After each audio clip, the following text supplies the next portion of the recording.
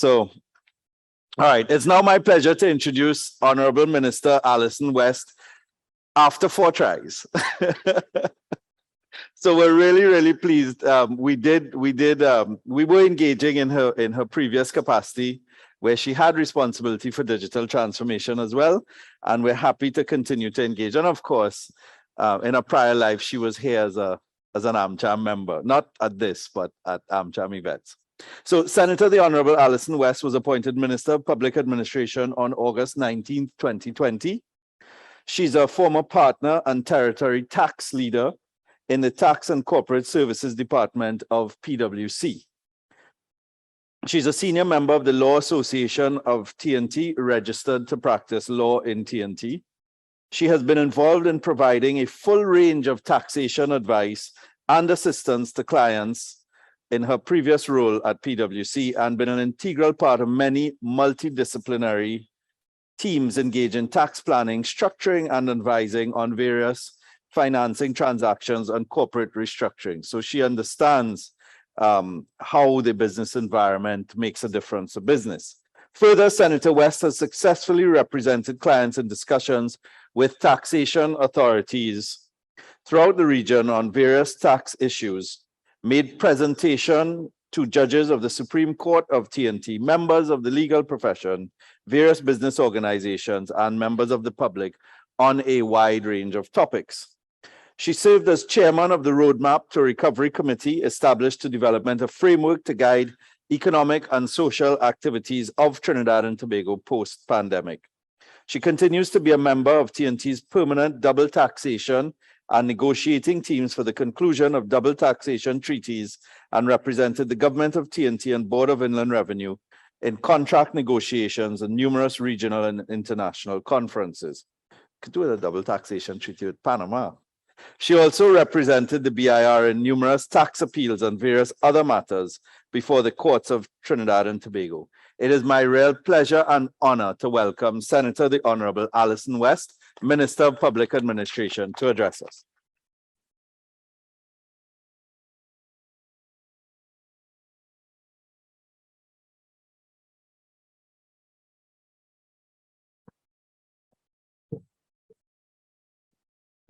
Good morning, all.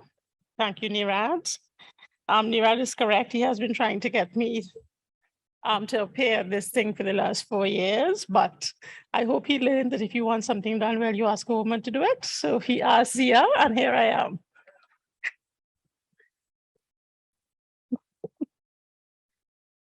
Tony and the rest, President of AMCHAM and the rest of the board of AMCHAM, diplomats and other specially invited guests, members of the head table, members of the media.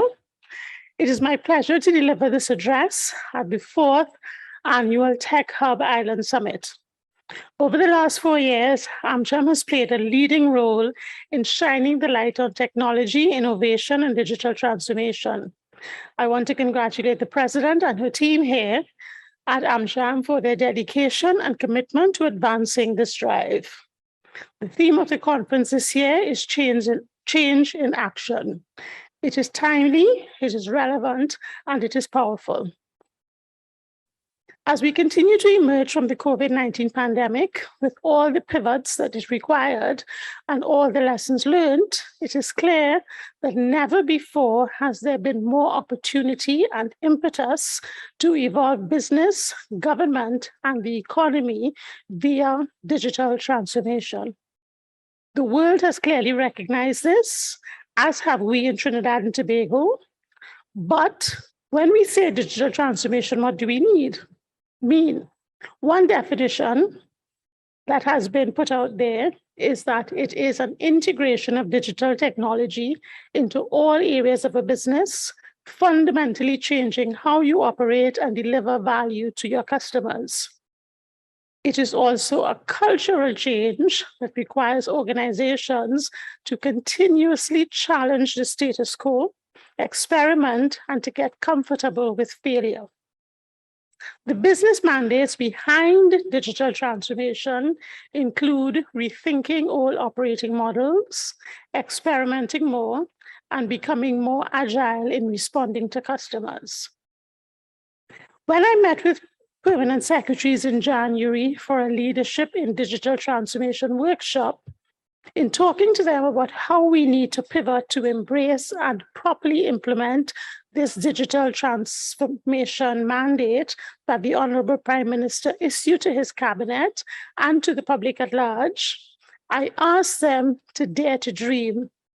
And I could actually feel the eye rolls from some of them when I said that. But let me explain to you what I meant by that. I meant that it is no longer good enough for us to wait for a customer to ask for something and then try with varying levels of enthusiasm to deliver on that request. We need to start anticipating needs and putting things in place to satisfy those needs. The private sector does this all the time. It is way past time for the public service to catch up. Like Martin Luther King, I have a dream of how the public service should interact with the citizenry from birth to death.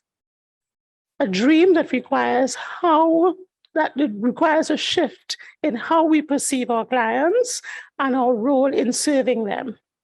But once that shift occurs, a dream that is fairly easy to turn into reality. Imagine a pregnant lady in Toco, holidaying, but living in Point Fortin, where her medical records and her medical practitioners reside. She goes into labor. She should no longer have to go to Point Fortin to get the service that she needs. A record should be easily available digitally at any hospital she chooses to stop at so that her child can be delivered without problems. As the record of the birth is recorded by the hospital attendant, it is automatically uploaded to the registry so that she can receive her the birth certificate electronically. At the same time, if the child is born with special needs, that information is uploaded to the ministries providing support in respect of social services and child and gender affairs, so that support can be provided to the parents of the child. Why can we not get automatic pop-ups indicating when our driver's permits and our passport are about to expire so that we can, and the requirements for renewal so we can do that, and so on and so on. None of this is revolutionary, but it will make such a difference to the lives of the citizens, and it is so doable. But as we all know, there are challenges. The most significant of those challenges and the most difficult to circumvent is the culture shift that it will require in the public service in particular, among our clientele as well, but more in the public service. Speed of implementation is a challenge. I was reporting to Nirad earlier about the challenges of getting things done in the public service. A decision is made today. Teams, committees have to meet, they have to draft RFPs, they have to determine how the RFPs will be put out, the RFP is issued. It is just a world that people who have not worked in the public service do not understand. It is a challenge. So speed of implementation is one of those. And the reason why speed of implementation is so important is that with every change of administration, you get a shift in priorities. So if you don't get the projects done while the administration that is driving the project is in place, then things may happen and projects may not be completed. One other challenge is disruption. You cannot transform without disrupting, and there's an aversion, certainly within the public service, to disruption. Cost is an issue because, as you know, we are in trying economic times, but the government is committed to this initiative so that it is ensuring that it puts in place what is necessary to get this done. Availability of technology these days is a bit of an issue with the disruption in supply chains brought about by COVID and now the war, so it's slowing down acquisitions, but it is happening. Another important challenge is the silo behavior in ministries. Each ministry operates as an individual entity, separate and apart from the others. And what we have to do is break that and get us to operate as a whole so that we can envision how we need to interact, how we need to share information to get the easy flow of services to our citizens. And lastly, a challenge is the invasiveness of the digital transformation movement. We live in a world where, in the aftermath of the overturning of Roe versus Wade, women in the US have to reassess what they put online, lest that information in terms of product purchasing, cycle tracking, and service searches provide law enforcement with evidence on which those women can be successfully prosecuted, and this has happened. We need to come to terms with the fact that as we seek more and more convenience through online services, that we are ceding our right to privacy.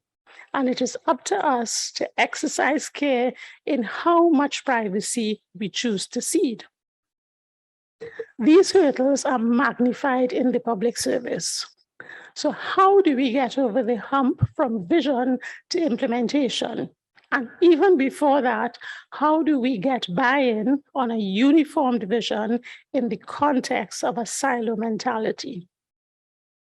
Jim Swanson, CIO of Johnson & Johnson, in recognizing that digital transformation involves automating operations, changing business models, reorienting people, all wrapped up in things like data analytics, technologies, and software, says that at the center of it all is leadership and culture.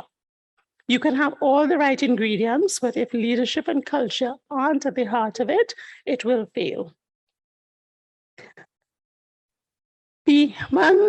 Tab Razi, in an article in the Harvard Business Review on the 13th of the 3rd, 2019, said digital transformation is not about technology.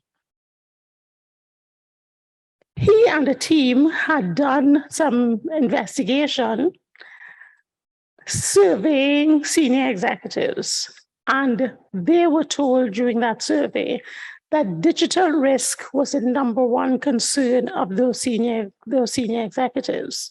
That was pre-pandemic, and I imagine that the concern is even more about digital transformation risk at this time.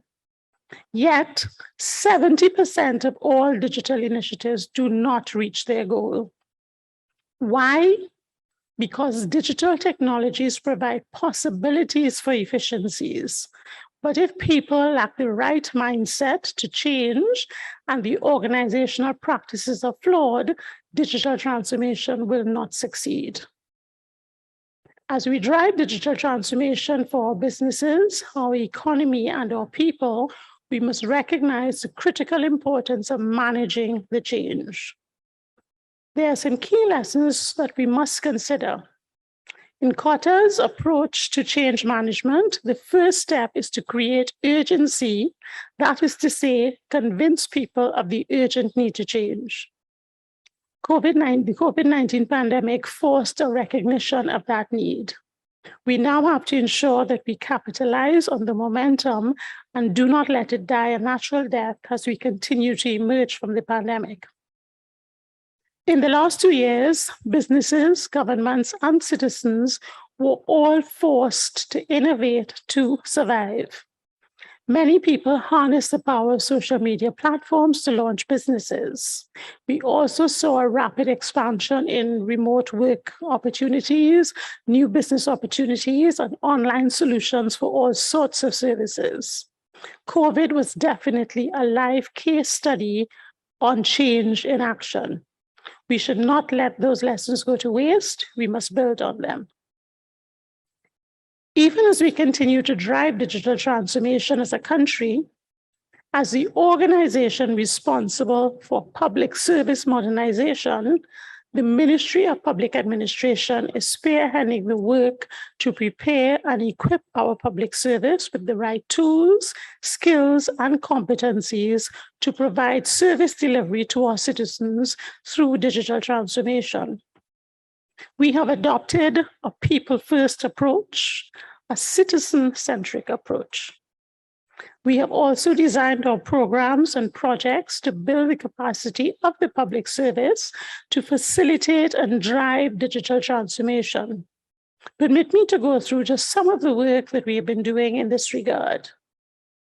In January 2022, we held the first symposium on public sector leadership for digital transformation.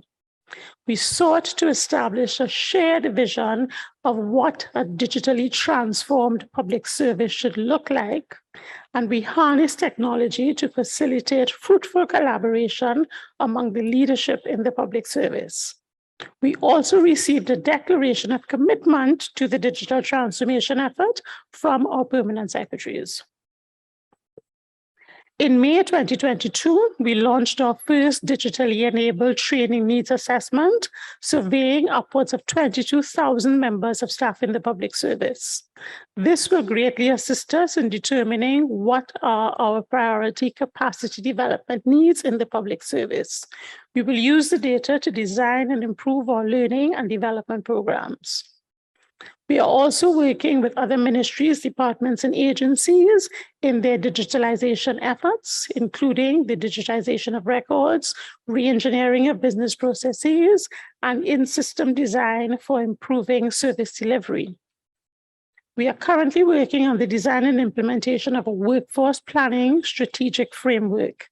This will assist ministries, departments, and agencies in determining the current state of the public service, identifying the future state of the public service, including the skills and competencies that will be required to adequately serve the needs of the public, in documenting what are the gaps between the current and the future state, and finally, in developing and implementing the interventions that are required to fill those gaps. Our ministry is also responsible for advancing open government. Citizen engagement is key to overall improvement in service delivery. In designing our citizen engagement initiatives, we will be harnessing technology to determine the levels of customer satisfaction in the delivery of government services.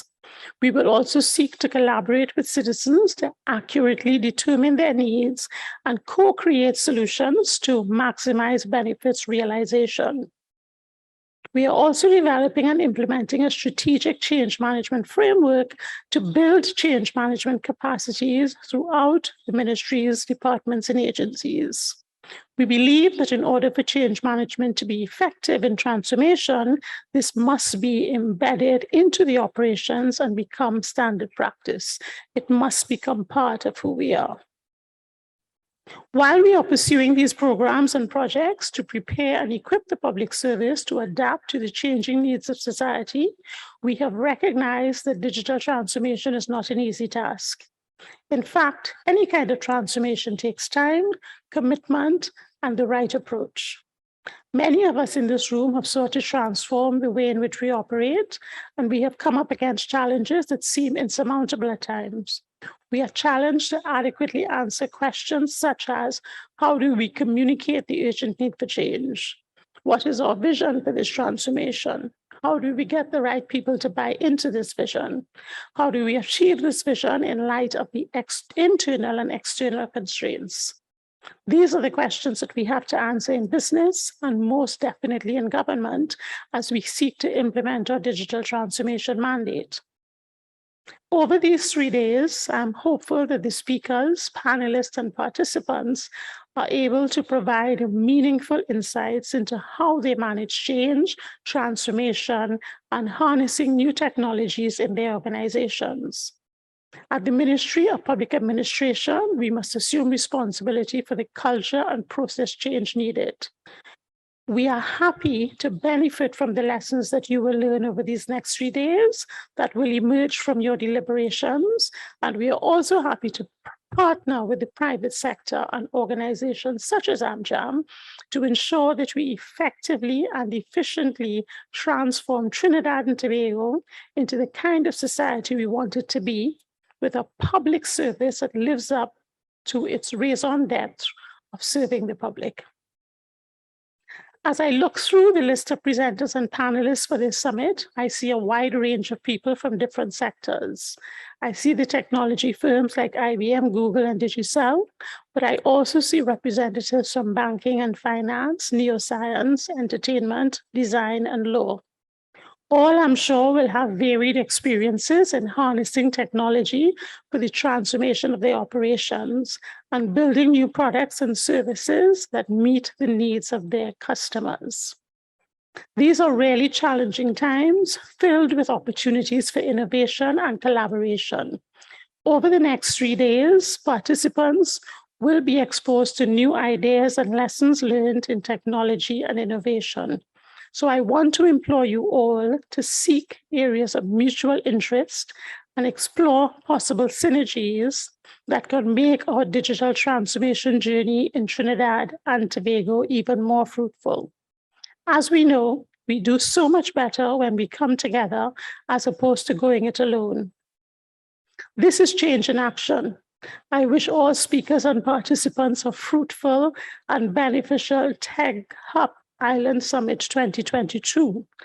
And before I close, let me just go back for a minute to the issue of risk.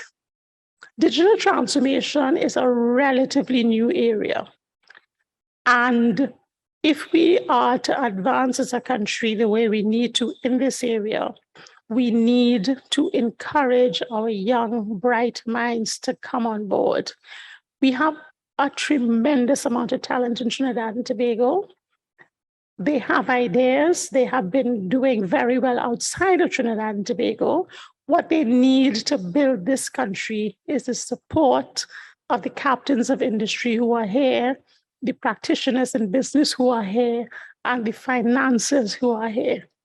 They need that support to take us to the next level, to bring their ideas to fruition, and to turn into reality the possibility of creating a digital economy in Trinidad and Tobago. We keep saying to the government that you need to diversify the economy, but diversification of the economy is about getting into new business. The same people who say to the government, we need to diversify, what are you doing? We say to the government, you have no place in business. So it really is about the leaders of business and people with bright ideas to get into the areas that can succeed, like a digital economy, and create that new industry so that we can have more diversification. The government's role is to facilitate, and the government has demonstrated its willingness to facilitate in the area of digital transformation by providing a slew of tax reliefs in support of that. What I would like to urge you to do as you get ready to document your requirements for the next budget is, rather than, as has happened in the past, list a slew of different unconnected types of relief that you are seeking, is really to put forward a business case to say, this is what we want and this is why we want it. Tony would have mentioned the issue of relief for research and development. And that is something I've been advocating since I was in the private sector. But what you have to do is create the story for the government so it understands the relevance, the importance, create a kind of business case for this sector so that we can move it forward as business people and as people with ideas with the support and facilitation of the government. So I wish you every success in the next 3 days. The Ministry of Public Administration is fully in support of this, and we are happy to work with you to get us to the right place. I thank you very much.